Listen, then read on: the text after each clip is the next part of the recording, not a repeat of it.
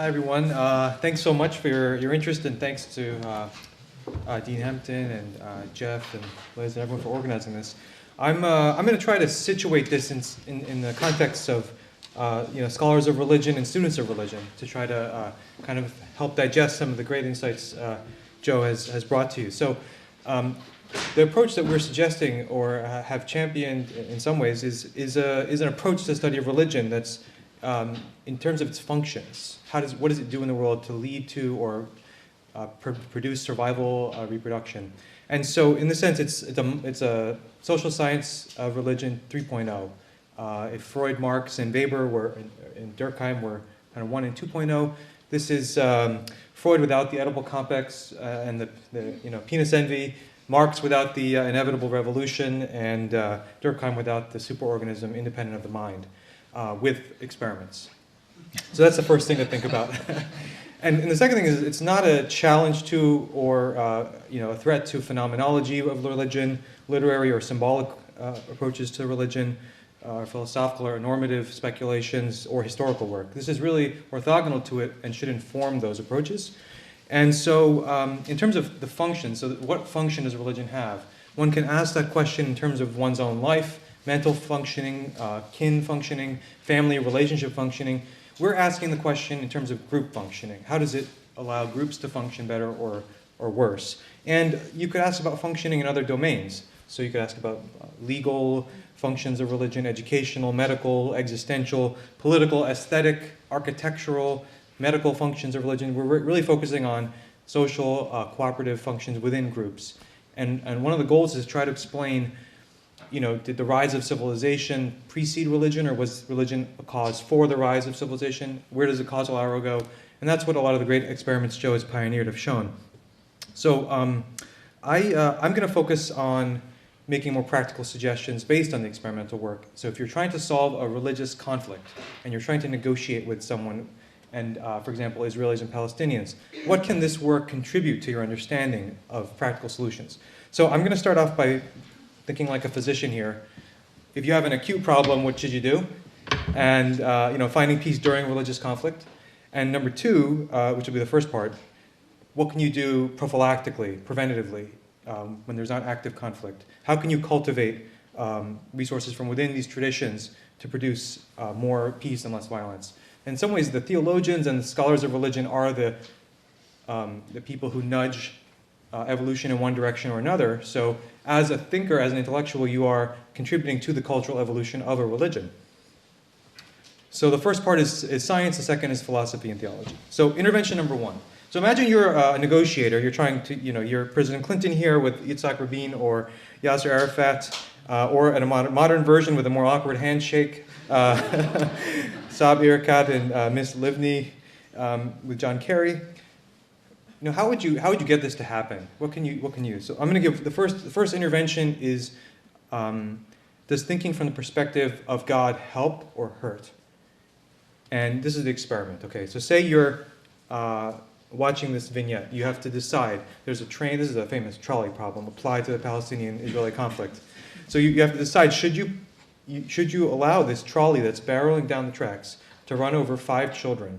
The only thing you can do to stop it is decide: should I push this person over the bridge that will definitely stop the train? Should you do it or not? So this is the vignette. This study was done in the Palestinian-Israeli conflict region, and it asked Palestinian children about what they would do.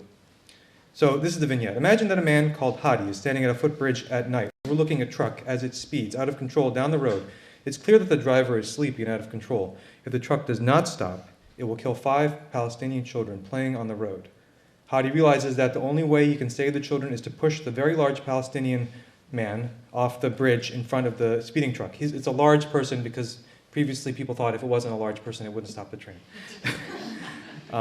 In front of the speeding truck to stop the truck and warn the driver.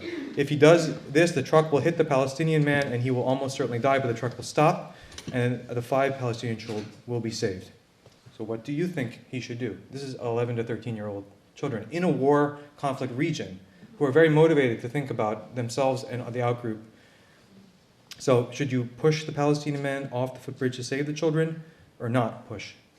And then, the crucial question, what do you think God would approve of doing? Pushing the Palestinian off the footbridge or not pushing it? And then they gave the same vignette, except they changed it to Jewish Israeli children rather than Palestinian children. And they wanted to see, obviously everyone prefers their in-group somewhat. Does the amount that the children would say, oh, definitely like push the guy, change if it was judging children on the tracks being Israeli or Palestinian? So this is the morbid mind of the scientist, right? So you have to think, it actually has a point though. And so the percentage of participants who valued Palestinian lives over Jewish lives, when asked the question, what would you do? About 40% of the participants, children, would value the Palestinian life over the Israeli life. When asked, what about, if you think about it from God's perspective, it went down to 25%. And this was replicated across different sites if you change the order of the questions and so on. So it's a pretty predictable finding, but on its face, pretty impressive. Thinking about it from the perspective of God somehow makes people less biased in an active conflict region. So God is in some way more approving of helping outsiders. Now, this has been replicated in other guises. So, a similar result in college students in Illinois. So you have a bunch of college students, and you give them a situation. Do you want to help this person on the road who's fallen, who's a part of your in-group or an out-group? And they're primed to think about God in one situation, or primed to think about a religious leader or institution. Now, why is that different? If you think about the institution or a religious leader, you're thinking about a place you might go, an institution you might know. It's more about the in-group. Whereas when you think about God, the theory goes, you're more abstracted away from your local group. And that's kind of what they find. So when people are given the God situation prime, they become more pro-social to the out-group. You could have predicted it wouldn't make a difference whether you get people to think about their institution or think about God's perspective, think about a God perspective. And these engage more thoughts about all people being equal or having universal norms. So here's the study. So you start off without any primes, and you just notice that if you ask who do you want to help on the street, most people prefer their in-group, which is kind of what you'd expect. Then when you give the prime about your religious institution, more people kind of boost their in-group preference, right? Because it's like my building, my leader. And then if you say, what about from God's perspective, it shifts actually entirely. So you get more preference for the outgroup. So just like the other study, you see something happening when people are forced to think beyond themselves from a third-party perspective. And now, to bring it a little more personally to your lives, there's a similar mechanism in romantic relationship conflict. So tonight you're going to get peacemaking advice in your bedroom and in the boardroom. So one study by Eli Finkel at Northwestern, you take 120 couples having relationship disagreements and you ask them to think about it. Think about this disagreement with your partner from the perspective of a neutral third party who wants the best for all involved. And they do this 3 times over the year, only for 21 minutes over 12 months. 21 minutes over 12 months. Imagine how much time people spend fighting. So more than 21 minutes probably in a day. So you do this 3 times a year for 21 minutes total, 7 minutes each time. And you watch people over 2 years. People in blue are the group that got this intervention. The black is, these are all newlyweds, by the way. So I don't want to burst any bubbles, but after getting married, things kind of aren't always the same as right before getting married, and people tend to have this gradual decline in satisfaction in their marriage. So over time, over 2 years, you see this slow gradual decline, and he was able to show if you do this little intervention where you think about things from a third-person perspective, you can plateau that decline. Didn't show that it goes back to the honeymoon period, but it does slow the decline. And I think that you have a similar mechanism here. You're forced to think of things beyond yourself, beyond your group. So that's intervention number 1. So what can we say? If you were going to help a negotiator figure out what to do, you could, if you're dealing with 2 people who are in interreligious conflict, both are theists, you could say, take the decision, think about the decision from God's perspective, which is kind of paradoxical. You might think, well, that should inflame things more. But it turns out it doesn't. So that's one really good advice. Advice number 2, I would say, is this sacred values issue. So just think about what this is. This is the Temple Mount as seen from the Mount of Olives. If you're a physicist, you might think of this just in terms of its bricks and mortar. If you're an economist, you might analyze it in terms of its opportunity costs and resource values. But people don't look at this in terms of its material function or value. They attach a sacred value to it. And not just because it's religious. Think about debates we have today about drilling in the Arctic or using land. Is land a resource? Is it fungible, interchangeable with any other square foot of dirt and oil? Or is there something special about it? So we attribute sacredness to lots of things. And this research paradigm tries to get at what is this thing that people do when they think about sacred values. Now, what is a sacred value? It's kind of the opposite of the way economists tend to think about things, or at least most economists. But it's when you think of something as not primarily in terms of its utilitarian or pragmatic trade-off. How much money would you sell your grandmother for, right? Only an economist can ask that question, but no one really answers it. Why not? Because we're disgusted by the question. Why are you disgusted by the question? Because grandma is someone you love. And when you love something, it's sacred to you. And so that kind of thinking is not in the world of negotiators. Negotiators think in terms of the rational actor, utilitarian model of humans, which is weird. It's not common. And so what happens when you give people a material incentive to compromise their sacred value? Like if someone had said that to me, people get outraged, angry, disgusted. They reject the deal. They say, I don't want your money. And so in the context of negotiation, this is a really good piece of advice. And what you see is things actually backfire. So this is an example of a study from Iranians in 2010, where Iranians started to regard, they have a sacred right to the nuclear program. They were offered a conflict resolution deal involving substantial economic aid and relaxation of sanctions. And in one situation, and in the other situation, they had the exact same deal, except they got kind of these utilitarian, without the money. And so people were more opposed to the deal when the money was added. So you get more money and people reject the deal more. Because there's something about that way of thinking that makes people disgusted or angry. And it's called the Backfire Effect. Same thing was shown in Palestinian-Israeli conflict in 2005. Offer the Palestinian state plus substantial economic aid, plus money, get lost.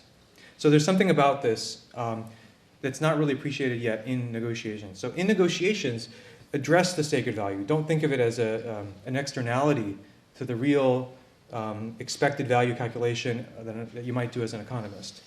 Don't offer material incentives to compromise someone's sacred values. And number two, maybe offer to compromise your own sacred value for someone else's sacred value. Because then you're dealing on things in the same kind of plane of thinking. Offering symbolic gestures.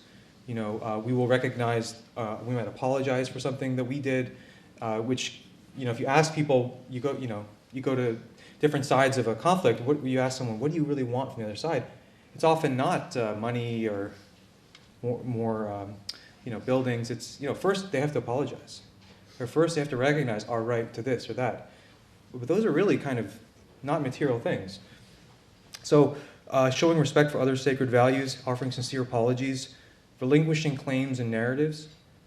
A lot of what people fight over is narratives.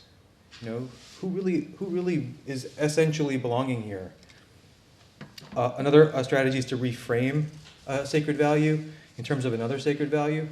So this land is not something you're giving up. It's something you're giving to your children, which is also sacred to you. So there's a lot of kind of play in how this could work, but it's not really a part of negotiation. But it's really grounded in great psychological research. So that's intervention number two. What about intervention number three? So we just came out of a really bad election, a really contentious year of political debate. This is kind of everyday year for Israelis and Palestinians. So one of the things you notice, though, is how, if you think about it, ask each of these people, what does the other person fight about? Why are you fighting? Why are you angry?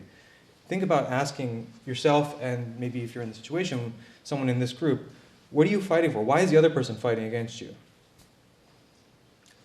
They're very unlikely to say, they're really fighting against me because they really love their families and they're really trying to do the best they can and they're really looking for good values.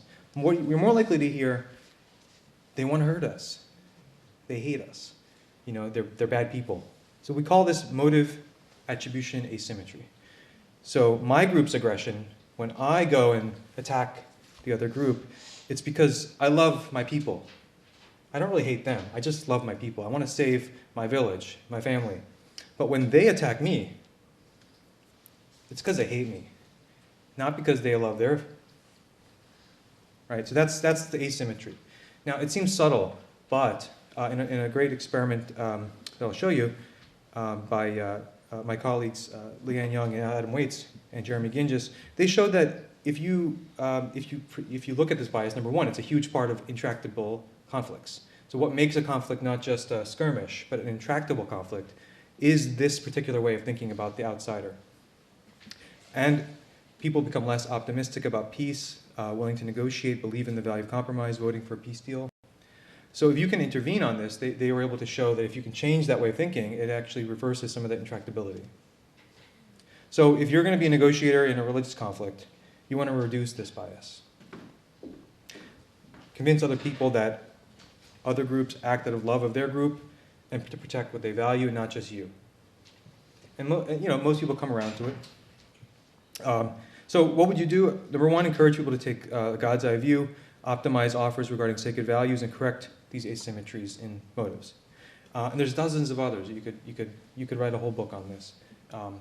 So that's part one. That's like, how do you stop the bleeding? Three tips to stop the bleeding. Now, two, people in the study of religion, people in theology and philosophy, are in a unique place to figure out what a resource is within a religious tradition and what to cultivate and what to staunch. And so the second part of this is really more philosophy and theology. So you might think, if I'm going to, and remember, this is about what's functional for the religion, what's going to create peace. If our goal is peace, how can you, move religions in one direction versus another?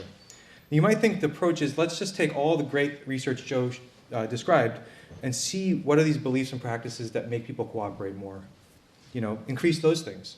Cooperation. Let's make those things more likely. So increase practices like costly and arousing rituals, synchronous rituals, right? If you move in synchrony with someone, you're more cooperative. If you have a costly, arousing ritual like the fire walking, people are more cooperative. Even people observing the fire walking are more cooperative.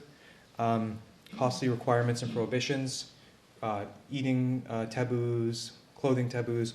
These things tend to increase cooperation. And then beliefs like the agentic, morally concerned, powerful gods, rewards and punishments, moral realism. These are things we know increase cooperation. So you might just say, well, let's just do more of that. But what increases cooperation within a group may not do so between groups when they're fighting. And in fact, the things that have evolved to create cooperation within a group may operate by different mechanisms and may need to be kind of subverted or supplanted in different ways. So you might get more in-group cooperation, but more between-group competition or conflict. That's kind of an open question. How much of these things can spill over into generalized cooperation, how much they can't. So it's not obvious that we can just make people more cooperative by doing all the things we already do within a religious tradition. That's kind of a first step that I would say is a bad idea to assume. No, approach B would be top-down. What would top-down mean? Look at what peaceful religions do and try to emulate them. That's kind of like starting with the ethnography of peace and re-engineering things. So when I was here, I studied with this theologian, Gordon Kaufman, who was all about constructive theology, so it kind of inspired me. So here's 8 theological resources inspired by me and Gordon Kaufman. So first, if your in-group goes to all humanity as opposed to your group, such as by reference to notions like equality before God and an emphasis on common humanity, you're much less likely to be able to justify killing an outsider. And Peter Singer wrote this book in the 70s called The Expanding Circle. He's a utilitarian, but the basic idea is the same. You might want to stop it. Animals, maybe you don't want to expand the circle there, but you can at least go from the in-group to humans, and that is a great form of progress to prevent violence. Number 2, one of the great things that religious traditions have are deontological rules against killing other people. Now, they're not often followed, obviously, but at least they're there. And there's a notion of human dignity, human rights, inviolability of personhood, for example, being made in the image of God. So more of that and less of the opposite. And why it's important is because these are two good books by Nicholas Wolterstorff and Mark Perry, which argue that this idea of dignity and inviolability is really, really hard to find in utilitarian ethics, in secular ethics. So if you remember Jeremy Bentham, the philosopher who kind of pioneered utilitarianism, he called human rights nonsense on stilts. And so since Bentham, it's been really hard to find theories and practices that have a space for this idea of human rights and human dignity. So that's kind of a resource. Number 3, deontological rules against killing oneself. So if and this is religious groups have lower rates of suicide, and religion seems to be a protective factor against suicide in general. So the idea that the body is sacred, the body is a gift from God, humans are kind of custodians of their bodies. This basic idea can be really useful for cultivating. So for example, here's a study showing that moral objections to suicide are really the key way that religion protects against suicide. The relationship between religion and lower suicide attempts is entirely mediated by moral objections to suicide. So that idea that the religions can cultivate that belief would be good. Why? Because if you're contemplating suicide, you say, oh, it's a grave sin, as opposed to, wow, I'll become a martyr. More of this and less of that is probably good. And so this is kind of not something often, and this is really the suicide bomber's dilemma, if you think about what, saying to someone, are you really sure that that guy who keeps telling you to kill yourself is trustworthy, as opposed to, can you, kind of read that part about God saying you shouldn't kill yourself? It's a really subtle decision people have to make when they give up their life. But more emphasis on that could be helpful. Number 4, pluralism towards other traditions. If the other has something I can learn from, and they're not automatically dehumanized, they're harder to kill. So the philosopher John Haque is kind of innovative in this way. He wrote this book, Interpretation of Religion, Human Responses to the Transcendent. It's kind of a Kantian argument for pluralism. It's like, how can you explain why religions should be thought of as pluralistic as opposed to just kind of fighting each other to the end? Hermeneutical non-literalism, something that's kind of present in religions. So it's harder to justify violence through citing something literally if it's kind of taboo to become a literalist. And a lot of peaceful religious traditions have kind of reinvented this social practice as more prominent. So historical contextualization and allegorical and philosophical readings, Philo of Alexandria, Origen, these are not 21st century Unitarians. These are, these are the people in the core of religious traditions and could be cultivated. And actually today, this is just a graph of how many people are literalists versus allegorically oriented. This is Christians in America. You only have about 30% of people who are literalists. So it's not even that prominent today. It's just a vocal minority. The sixth thing is, if you sanctify disputation and striving for knowledge, which is really, it is a part of a lot of religious traditions. If people think of reasoning together and being more cooperative, it really kind of throws a little monkey wrench into that violence mechanism. So Muhammad says, seek knowledge even if it's in China, for the seeking of knowledge is incumbent upon every Muslim. And this verse inspires calligraphy, and these are things that should be cultivated. Here's an example. I think the Jewish tradition has done it superbly well. The philosopher Leon Wieseltier writes, in the Jewish tradition, disagreement is not only real, it is also ideal. At least in the unredeemed world, which is the only world we know, in its millennia of disputations, even mistaken opinions are not without legitimacy. Minority opinions are not obsolete opinions. They are preserved alongside majority opinions because their reasoning may one day become useful again. Arguments that are adjudicated practically remain alive theoretically. Indeed, both sides of a particular argument may be the words of the living God. The establishment of the law does not dissolve the legal discussion. The argument survives the decision, which is made among elders according to the majority rule, so that the community may function, but the argument was never itself purely functional. It was instead intrinsically valuable. Since the end of prophecy and divination, ideas and practices must be validated by principles and by reasoning from principles. Learning to live with disagreement, moreover, is a way of learning to live with each other. So that basic spirit that's kind of blossomed in Judaism is something to cultivate. Non-establishment in government, if religious conflict is clearly easier to start and harder to end when it's theocratically oriented. So avoiding the establishment of a state or an atheist state, kind of each of them being a form of religion, but also avoid extreme privatization of religion, because from the civil rights movement to today, we see that religious actors act for the good from their religions as well as for violence. Liberty of conscience. Conscience allows one to dissent from violent exhortations. And if one doesn't know that conscience is a core feature of religious traditions, it's harder. Here's the Islamic jurist Abdullahi al-Naim writing about Sharia in the modern world. Enforcing Sharia through coercive power of the state negates its religious nature, because Muslims would be observing the law of the state and not freely performing their religious obligations as Muslims. So, that's a really important voice. So in summary, I've shown you some concrete empirical results that can help you in an acute crisis of negotiation, as well as some preventative measures as theologians. These are the 8 that I mentioned. Thank you very much.